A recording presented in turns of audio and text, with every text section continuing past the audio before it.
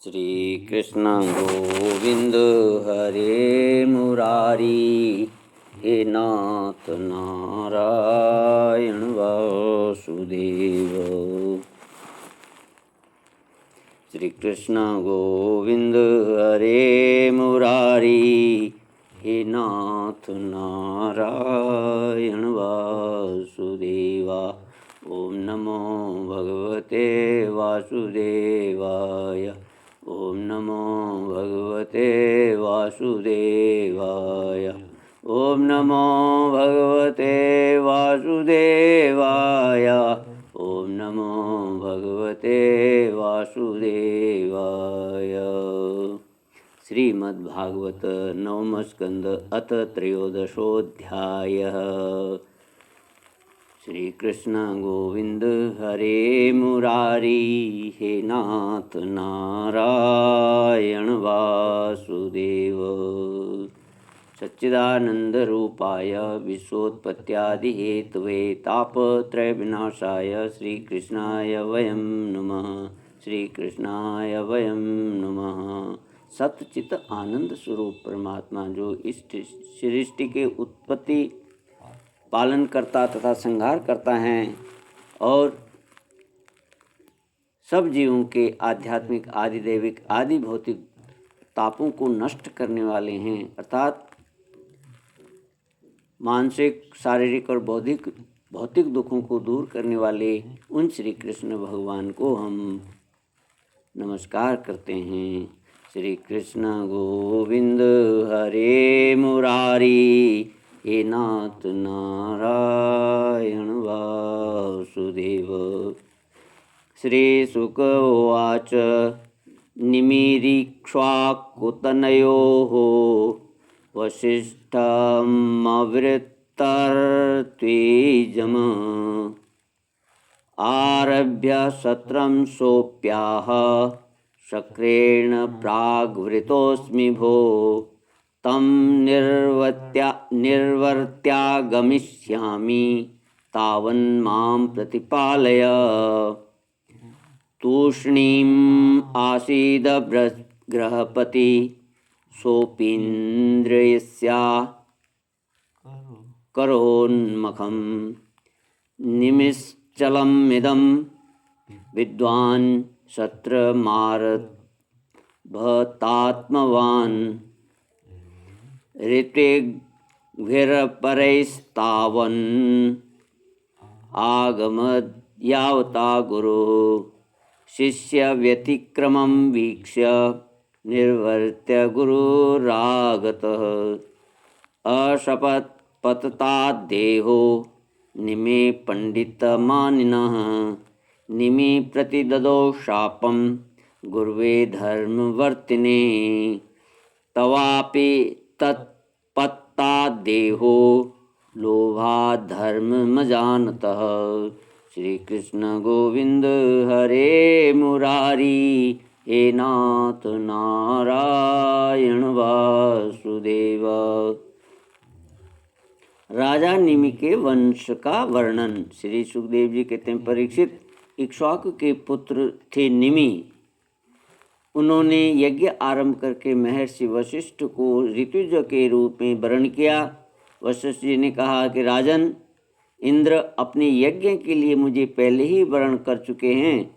उनका यज्ञ पूरा करके मैं तुम्हारे पास जाऊंगा, तब तक तुम मेरी प्रतीक्षा करना। ये बात सुनकर राजा निमि चुप हो रहे और वशिष्ठ जी इंद्र का यज्ञ कराने चले गए। विचारवान निमि ने यह सोचकर कि जीवन तो क्षण भंगुर है, विलंब करना उचित न समझा और यज्ञ प्रारंभ कर दिया। जब तक गुरु वशिष्ठ जी न लौटे तब तक के लिए उन्होंने दूसरे ऋतुजों को वरण कर लिया।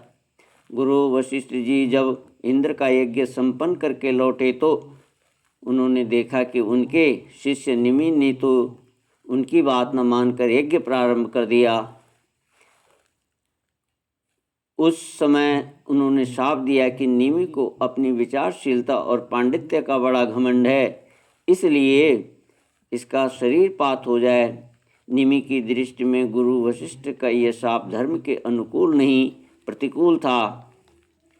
इसलिए उन्होंने भी श्राप दे दिया कि आपने लोभवश अपने धर्म का आदर नहीं किया, इसलिए आपका शरीर भी गिर जाए। यह कहकर आत्मविद्या में निपुण निमि ने अपने शरीर का त्याग कर दिया।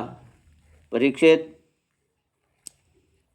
इधर हमारे वृद्ध प्रपितामह वशिष्ठ जी ने भी अपना शरीर त्याग कर विश्वामित्रावरुण के द्वारा उर्वशी के गर्भ से जन्म लिया।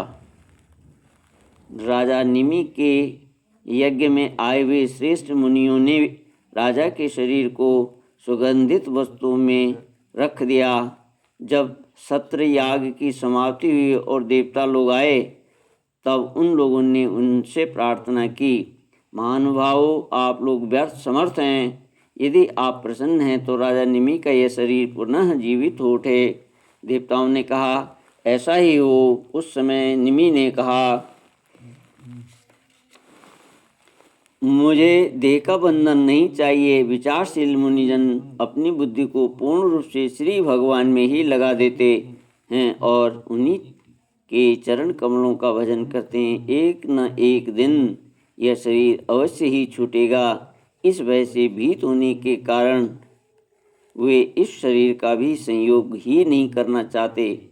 वे तो मुक्त ही होना चाहते हैं। अतः मैं अब दुख, शोक और भय के मूल कारण इस शरीर को धारण करना नहीं चाहता। जैसे जल में मछली के लिए सर्वत्र ही मृत्यु के अवसर हैं, वैसे ही इस शरीर के लिए भी सब कहीं मृत्यु ही मृत्यु है। श्री कृष्ण गोविंद हरे मुरारी, हे नाथ नारायण वासुदेव। देवाऊचो विदेह उच्यतां कामं, लोचनेषु शरीरिणाम् उन्मेषाण निमेषाभ्यां लक्षितोऽध्यात्म संसितः। अराजकभयं नृणां मन्यमाना महर्षय, देहं ममन्तो स्म निमेः कुमार समजायत। जन्मना जनकासोऽभूत् वेदे हस्तो विदेहज। मिथिलो मथना जातो मिथिलायेन निर्मिता। श्री कृष्ण गोविंद हरे मुरारी, हे नाथ नारायण वासुदेव। देवताओं ने कहा, मुनियों, राजा निमि बिना शरीर के ही प्राणियों के नेत्रों में अपनी इच्छा के अनुसार निवास करें। वे वहाँ रहकर सूक्ष्म शरीर से भगवान का चिंतन करते रहें। पलक उठने और गिरने से उनके अस्तित्व का पता चलता रहेगा। इसके बाद महर्षियों ने यह सोचकर कि राजा के न रहने पर लोगों में अराजकता फैल जाएगी, निमि के शरीर का मंथन किया। उस मंथन से एक कुमार उत्पन्न हुआ। जन्म लेने के कारण उसका नाम जनक हुआ। विदेह से उत्पन्न होने के कारण वैदेह और मंथन से उत्पन्न होने के कारण बालक का नाम मिथिल हुआ। उसी से मिथिलापुरी बसाई गई। श्री कृष्ण गोविंद हरे मुरारी, हे नाथ नारायण वासुदेव। परीक्षित, जनक का उदावसु, उसका नंदिवर्धन का सुकेतु, उसका देवरात, देवरात का बृहद्रथ का महावीर्य का सुधृति, सुधृति का धृष्टकेतु, धृष्टकेतु का हर्यश्व और उसका मरु नामक पुत्र हुआ। मरु ने प्रतिपक से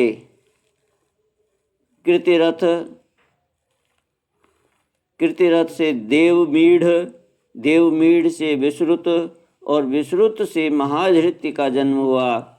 महाधृत्य का कृतिरात, कृतिरात का महारोमा, महारोमा का स्वर्ण रोमा और स्वर्ण रोमा का पुत्र हुआ हर्षव रोमा। इसी हर्षव रोमा के पुत्र महाराज शीरध्वज थे। वे जब यज्ञ के लिए धरती जोत रहे थे तब उनके शीर मैंने हल के अग्रभाग फाल से सीता जी की उत्पत्ति हुई है। इसी से उनका नाम शीरध्वज पड़ा। शीरध्वज के कुशध्वज, कुशध्वज के धर्मध्वज और धर्मध्वज के दो पुत्र हुए, कृतध्वज और मितध्वज। कृतध्वज के केशीध्वज और मितध्वज के खांडिक्य हुए। परीक्षित केशीध्वज आत्मविद्या में बड़ा प्रवीण था। कृष्ण गोविंद हरे मुरारी, हे नाथ नारायण वासुदेव। खांडिक्य था कर्मकांड का मर्मज्ञ। वह केशीध्वज से भयभीत होकर भाग गया। केशीध्वज का पुत्र भानुमान और भानुमान का शतधुम्न था। शतधुम्न से शुचि, शुचि से सनद्वाज, सनद्वाज से ऊर्ध्वकेतु, ऊर्ध्वकेतु से अज, अज से पुरुजित, पुरुजित से अरिष्टनेमि, अरिष्टनेमि से श्रुतायु, श्रुतायु से सुपार्श्वक, सुपार्श्वक से चित्ररथ और चित्ररथ से मिथिलापति क्षेमधिक का जन्म हुआ। क्षेमधि से समरथ, समरथ से सत्यरथ, सत्यरथ से उपगुरु और उपगुरु से गुप्त नामक पुत्र हुआ। यह अग्नि का अंश था। गुप्त का वस्वनंत का युयुध, युयुध का सुभाषण, सुभाषण का श्रुत, श्रुत का जय, जय का विजय और विजय का ऋत नामक पुत्र हुआ। ऋत का सुनक, सुनक का वीत व हव्य, वीत हव्य का धृति, धृति का बहुलाश्व, धृति का बहुलाश्व, बहुलाश्व का कृति और कृति का पुत्र हुआ महावशी। परीक्षित, ये मिथिला के वंश में उत्पन्न सभी नरपति मैथिल कहलाए। ये सब के सम आत्मज्ञान से संपन्न एवं गृहस्थ आश्रम में रहते हुए भी सुख दुख आदि द्वंद्वों से मुक्त थे। क्यों न हो, याज्ञवल्क्य आदि बड़े बड़े योगेश्वरों की इन पर महान कृपा थी। श्री कृष्ण गोविंद हरे मुरारी, हे नाथ नारायण वासुदेव। इति श्रीमद्भागवते महापुराणे पारमहंस्यां संहितायां नवनमस्कन्धे निमिषवंशानुवर्णनं नाम त्रयोदशोऽध्यायः। श्रीकृष्ण गोविंद हरे मुरारी, हे नाथ नारायण वासुदेव। श्रीकृष्ण गोविंद हरे मुरारी, हे नाथ नारायण वासुदेव।